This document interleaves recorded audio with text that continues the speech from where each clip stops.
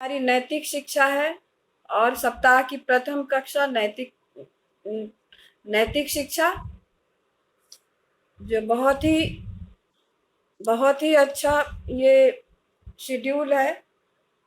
सप्ताह का प्रथम दिन नीति, धर्म की बातें, नीति की बातें, आचरण की बातें, वैल्यूज की बातें, माइंडफुलनेस की बातें। Good morning all of you. ये सारी बातें कक्षा के प्रथम दिन हम करेंगे। तो आज हम योग की पहली सीढ़ी यम पढ़ेंगे। योग का अर्थ क्या है? योग का अर्थ है, शाब्दिक अर्थ है जुड़ना, आत्मा का परमात्मा से जुड़ना योग कहलाता है। योगः चित्त विरक्ति निरोधः, पतंजलि ने कहा है। योग की व्याधियों को, शरीर की, मन की व्याधियों को रोकने का नाम योग्य है और पूर्ण रूप से स्वयं को परमात्मा से जोड़ देना ही योग कहलाता है। योग के 8 अंग हैं। अष्टांग योग पतंजलि के अनुसार 8 अंग है योग। तो यम, नियम, आसन, प्राणायाम, प्रत्याहार, धारणा, ध्यान, समाधि, यह योग का 8 अंग है। अष्टांग योग तो सर्वविदित है। अष्टांग योग। अब यम सामाजिक व व्यक्तिगत संदर्भों में, यम पहली सीढ़ी है। यम योग की प्रथम सीढ़ी है यम। इस गतिशील संसार में जीवन मृत्यु के चक्र में घूमता हुआ मनुष्य अपना पूरा ध्यान परमात्मा में लगाने का प्रयास करता है, लेकिन चित्त तो सबसे अधिक चंचल है। वास्तव में इसकी लहरों को रोकना हवा की तीव्रता को रोकने के समान है। अतः चित्त की इन सारी शक्तियों को बिखेरने से रोकने के लिए ही महर्षि पतंजलि ने योग दर्शन में 8 अंग बताए हैं। इन्हें योग के 8 सोपान या सीढ़ियां भी कहा जाता है। ये 8 अंग हैं। कौन कौन से हैं ये अंग? बताओ तुम लोग, जल्दी जल्दी बताओ कि योग। हाँ हाँ हाँ हाँ हाँ हाँ। यम, नियम, आसन, प्राणायाम, प्रत्याहार, धारणा, ध्यान, समाधि। वास्तव में इन 8 सीढ़ियों पर चढ़कर ही साधक ईश्वर को प्राप्त कर सकता है। इसकी पहली सीढ़ी है यम। यम से भी 5 अंग हैं। यम के भी 5 अंग हैं। कौन कौन से हैं? अहिंसा, सत्य, अस्तेय, ब्रह्मचर्य, अपरिग्रह। सामाजिक और व्यक्तिगत जीवन में इन यमों का बहुत महत्व है। अतः मनुष्य को चाहिए कि वह व्यक्तिगत व सामाजिक उन्नति के लिए बड़े ध्यान से इन यमों का पालन करे। इससे इससे उसके व्यक्तित्व में निखार आएगा और साथ ही समाज में सुख, शांति, ज्ञान व प्रसन्नता का संचार होगा। तो किसी भी या कोई भी योग का सोपान हो, योग का जो प्रथम 2 सोपान है, वह व्यक्तिगत और सामाजिक परिप्रेक्ष्य के उत्थान के लिए अति आवश्यक है। इससे हमारा कल्याण, समाज का कल्याण, पूरे विश्व का कल्याण होता है। इसमें बहुत सहयोग होता है। तो इससे व्यक्तित्व में निखार आएगा और साथ ही समाज में सुख, शांति, ज्ञान व प्रसन्नता का संचार होगा। एक स्वस्थ समाज का निर्माण होगा। प्रत्येक व्यक्ति अपने लक्ष्य तक पहुंचने की कोशिश में ईमानदारी, मर्यादा आदि नियमों का पालन करेगा। अहिंसा, सत्य, अस्तेय, ब्रह्मचर्य, परिग्रह, यमाः। अहिंसा, सत्य, अस्तेय, ब्रह्मचर्य और अपरिग्रह, ये 5 यम हैं। ये साधक को जीवन में ऊंचा उठाने के लिए हिंसा, झूठ, चोरी, व्यभिचार, लूटमार आदि से दूर करते हैं। यम, अहिंसा, सत्य, अस्तेय, ब्रह्मचर्य, अपरिग्रह अहिंसा क्या है? किसी प्राणी को मन वचन कर्म से आहत न करना, दुख न देना अहिंसा है। दूसरा है सत्य, सदा सच्चाई के मार्ग पर चलना, प्रिय तथा हितकारक सत्य बोलना। अस्तेय क्या है? चोरी न करना, जो अपना नहीं, जो अपने परिश्रम से कमाया हुआ नहीं, उसे दूसरों से लेने का प्रयत्न न करना, जो दूसरों का है उसे न रखना।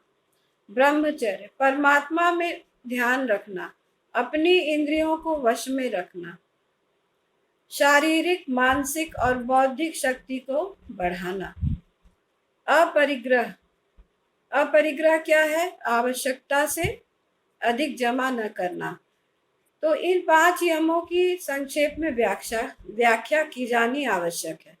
मन वचन और कर्म से गंदी मनोवृत्ति के साथ किसी प्राणी को मानसिक या शारीरिक कष्ट पहुंचाना हिंसा है, और सारे प्राणियों के लिए के हित के लिए मन वचन तथा कर्म से पवित्र मनोवृत्तियों से कार्य करना अहिंसा है।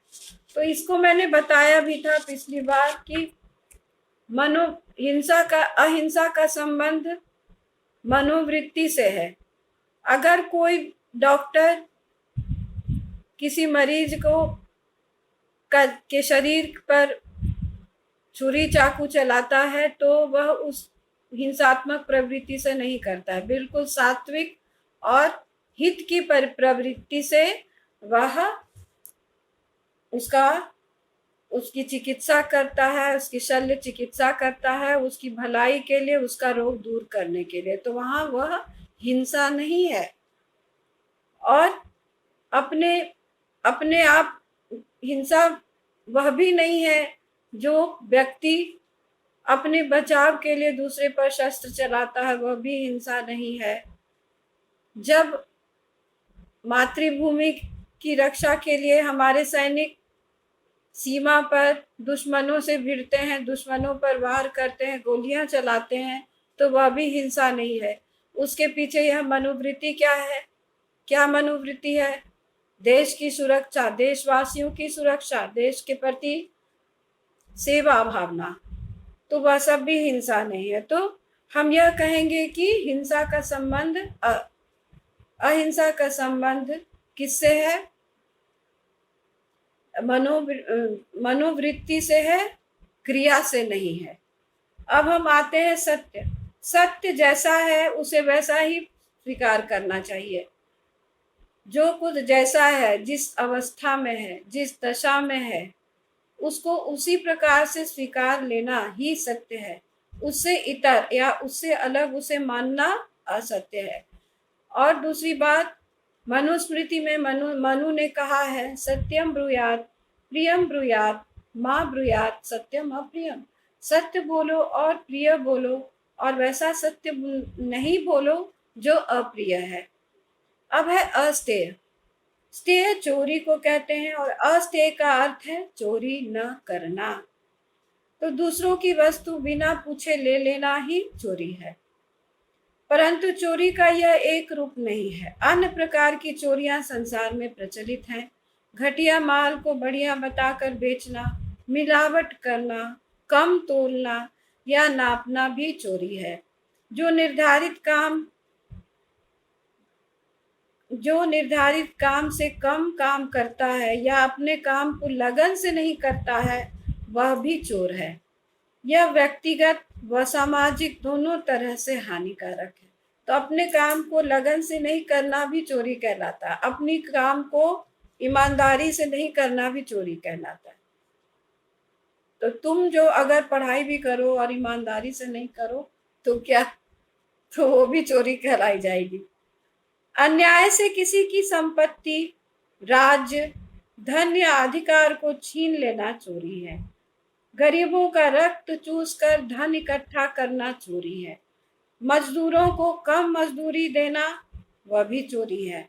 अपने लाभ के लिए अन्नों के भंडार जमा करके समय देखकर कीमतें बढ़ा देना, रिश्वत लेना, धन और दल बल के आधार पर जनता को दबाना या देश के हितों का हनन करना वह भी चोरी है। उपरोक्त सभी काम व्यक्ति को तो हानि पहुंचाते ही हैं, साथ ही सामाजिक उन्नति व सुख शांति में भी बाधक बनते हैं। ऋषियों ने कहा है, यदि सारे मनुष्य अस्तेय के मार्ग पर चल पड़े तो दुनिया के सारे आर्थिक संकट दूर हो जाएंगे, युद्ध समाप्त हो जाएंगे। तो सभी व्यक्ति यदि ईमानदार हो, सत्य की राह पर चले या चोरी न करें तो हमारी पृथ्वी क्या हो जाएगी, स्वर्ग हो जाएगी और आर्थिक संकट से दूर हो जाएगा। इसके टर्म में हम लोग नहीं जाएंगे।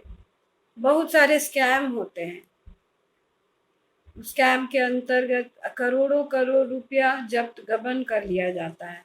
वो किसका पैसा होता है? समाज का पैसा होता है, वो हमारे सामाजिक जनों का पैसा होता है। उनकी गाड़ी कमाई के पैसे को क्या किया जाता है, मैनिपुलेट करके खुद के पास भंडार बना जमा लिया जाता है। तो इससे क्या होता है, डिसबैलेंस, असंतुलन। समाज में असंतुलन होगा तो पैसे की कमी होगी और इसके कारण व्यभिचार बढ़ता है, चोरियां होती हैं, तो यही सब है। तो अस्तेय भी यम का एक अंग है। अब है ब्रह्मचर्य। आंख, कान, नाक, जिह्वा, त्वचा, मन, बुद्धि आदि इंद्रियों पर नियंत्रण रखना ही ब्रह्मचर्य कहलाता है। सामान्यतः ब्रह्मचर्य की अवस्था 25 वर्ष तक कही गई है, किंतु वे नर नारी, पति पत्नी जो गृहस्थ आश्रम के कर्तव्य का सही पालन करते हुए मर्यादा में रहते हैं, ब्रह्मचारी कहलाते हैं। हनुमान, भीष्म पितामह और स्वामी दयानंद के जीवन की घटनाएं ब्रह्मचर्य की शक्ति का स्पष्ट प्रमाण है।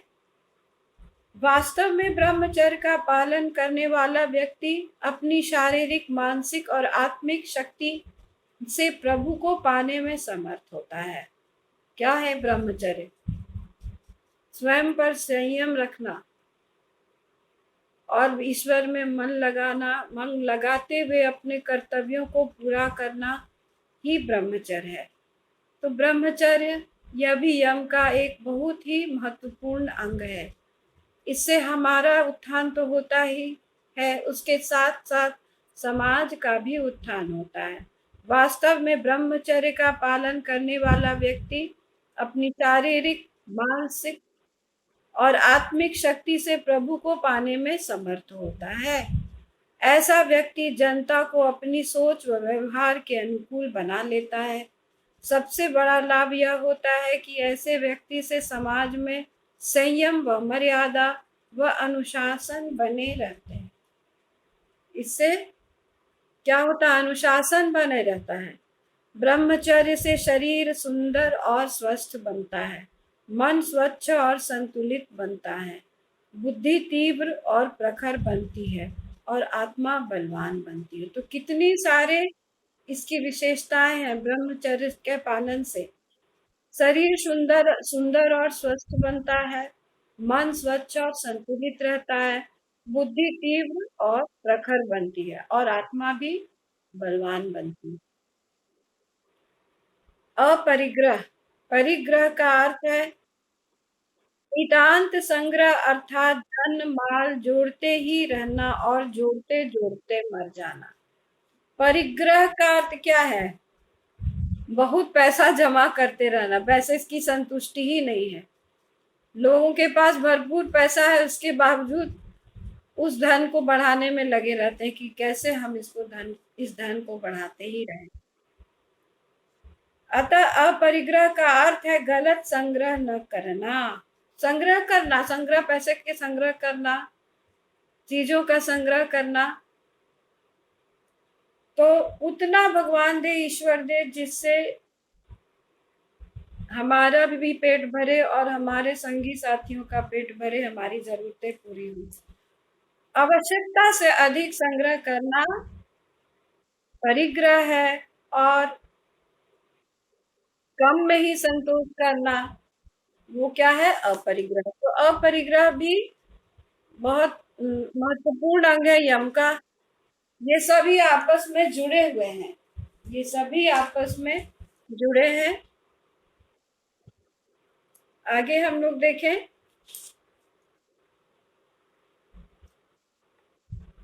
परिग्रह का अर्थ है नितांत संग्रह, अर्थात धन माल जोड़ते ही रहना। और धन माल जुड़ते ही रहना। अतः अपरिग्रह का अर्थ है गलत संग्रह न करना। यदि हम सुख और शांति चाहते हैं तो हमें आवश्यकताओं से अधिक वस्तुओं का संग्रह नहीं करना चाहिए। यह पांचवा अंग है यम का। यह पांचवा अंग है यम का। और हम लोग आज पढ़ रहे हैं यम योग। योग का प्रथम अंग है यम। हमारी आवश्यकताएं जितनी बढ़ेंगी उतनी समाज में अशांति बढ़ेगी, क्योंकि उन अनावश्यक आवश्यकताओं को पूरा करने के लिए हमें उल्टा सीधा धन भी इकट्ठा करना होगा। इस धन को प्राप्त करने के लिए हमें दूसरों से दुर्व्यवहार भी करना होगा। रिश्वतखोरी का जन्म इकट्ठा करने की भावना से ही हुआ है। ब्राइबरी है ना, ब्राइबरी जो कहते हैं वो। आजकल दुनिया धन इकट्ठा करने के जाल में फंसी हुई है, स्वयं दुखी है और दूसरों को दुख दे रही है। बड़े बड़े देश कमजोर देशों को पीड़ित कर रहे हैं, और एक ओर तो तन ढकने के लिए वस्त्र नहीं और दूसरी ओर वस्त्रों का इतना भंडार है कि उसकी रक्षा के लिए चौकीदार रखने पड़ते हैं।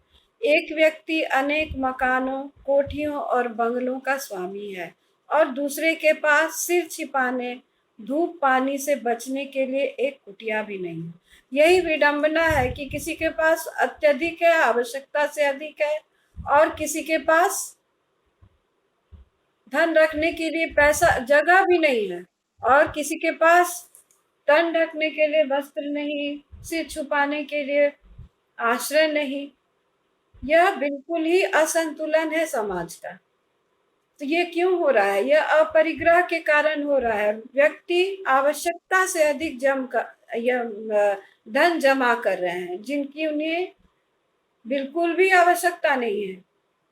किसी दो कपड़े से मन नहीं भरता, 10-10 के जोड़ी कपड़े रखते हैं। ठीक है, ये बहुत आवश्यक है, और कि हमें अपरिग्रह का पालन करना चाहिए। सामाजिक व्यवस्था बनाए रखने के लिए, संतुलन बनाए रखने के लिए, निर्धनता दूर करने के लिए अपरिग्रह बहुत ही आवश्यक है।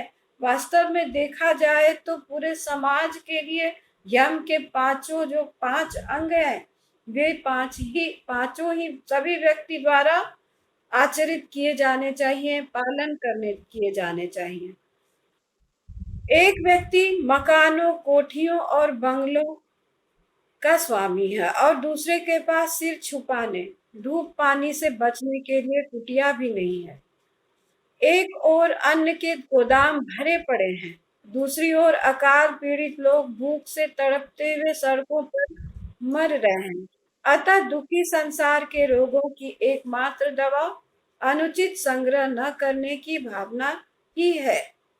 अतः यम का अर्थ है वश में करना, अनुशासन और मर्यादा में रहना। यम का अर्थ है वश में करना, अनुशासित रहना और मर्यादा में रहना।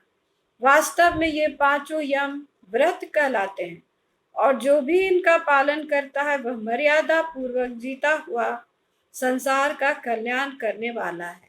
मृत्यु के देवता को भी यम इसलिए कहते हैं क्योंकि वह सबको शासन में रखता है। यदि संसारी लोग इन 5 व्रतों का पालन करें तो दुनिया भी सुख समृद्धि में स्थिर हो जाएगी, और इससे अनेक समस्याओं का समाधान हो सकेगा। यह व्यक्तिगत व सामाजिक हितों के लिए भी आवश्यक है। योग के 8 अंगों के नाम लिखें। बताइए योग के 8 अंगों के नाम। योग के 8 अंगों के नाम कोई बताएगा?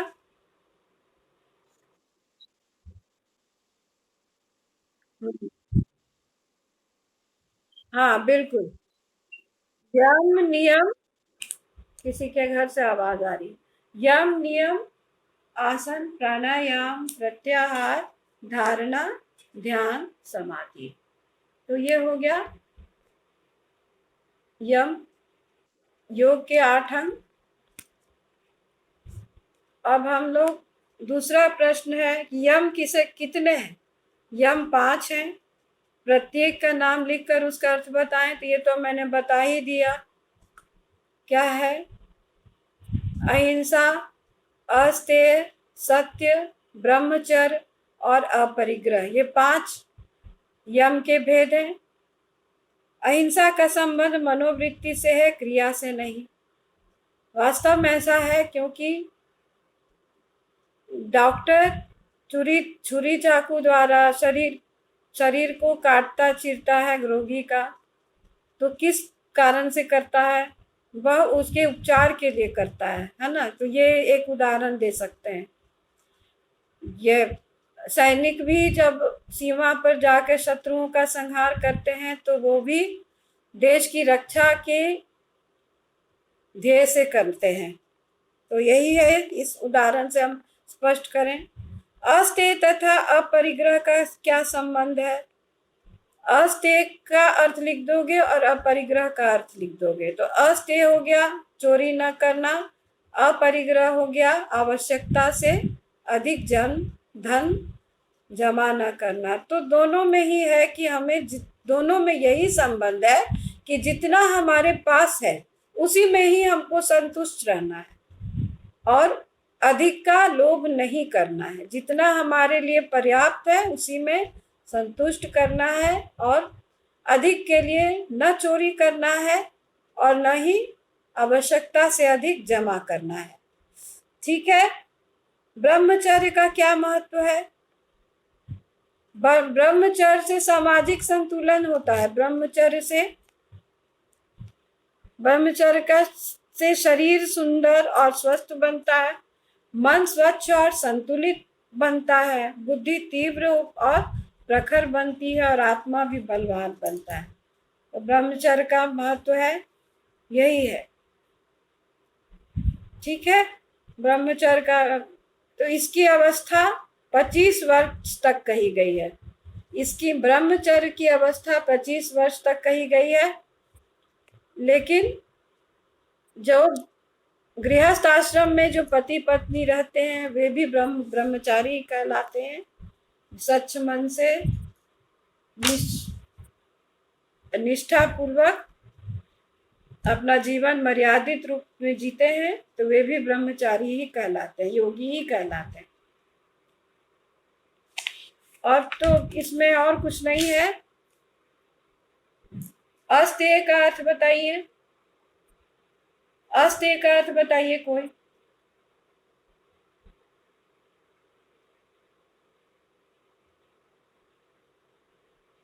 आरव, अस्तेय का अर्थ क्या है? अस्तेय, ठीक है। अहिंसा कितने प्रकार की होती है? अहिंसा कितने प्रकार की होती है?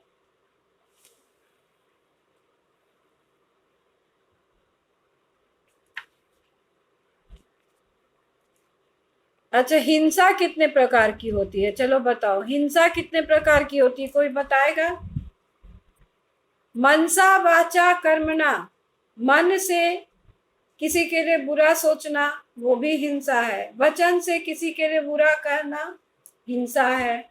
और कर्म से किसी को शारीरिक कष्ट पहुंचाना वह भी हिंसा है।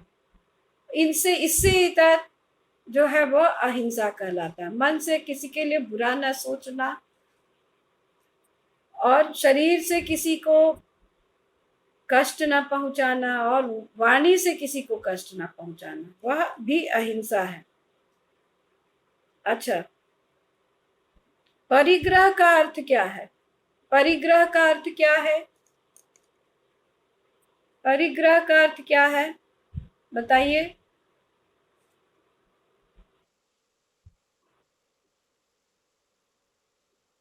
हाँ, मैंने कई उदाहरण देखे हैं अपने जीवन में।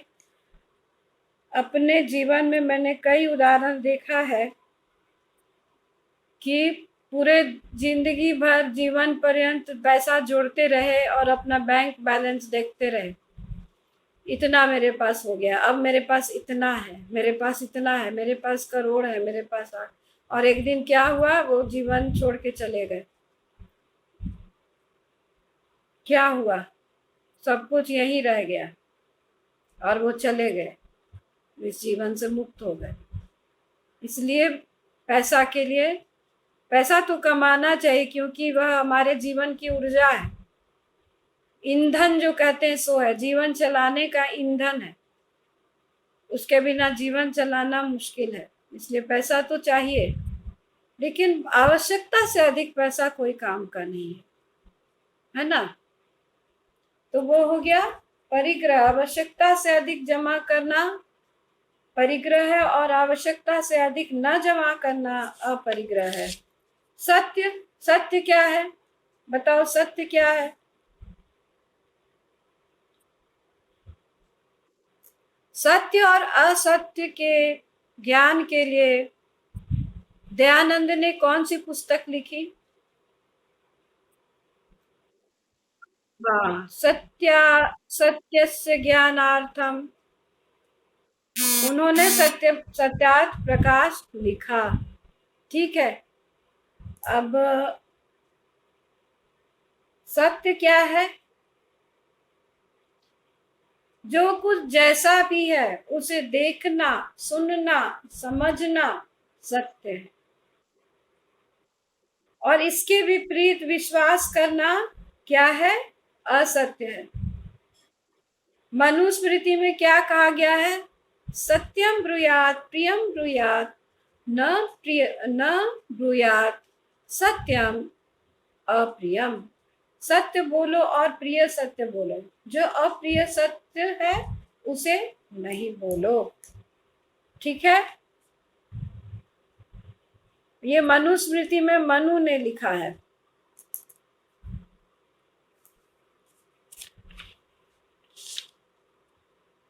अब बताओ, योग के कितने अंग हैं? कोई बताएगा योग के कितने अंग हैं? योग के कितने अंग हैं? 8 अंग हैं। Very good. हाँ, तो पहला तो हम लोगों ने पढ़ा यम। यम का क्या अर्थ है? बताया गया है कि यम का क्या अर्थ है? यम, यम का क्या अर्थ है? देखो लास्ट में है, बिल्कुल लास्ट पैरा पेज नंबर 41।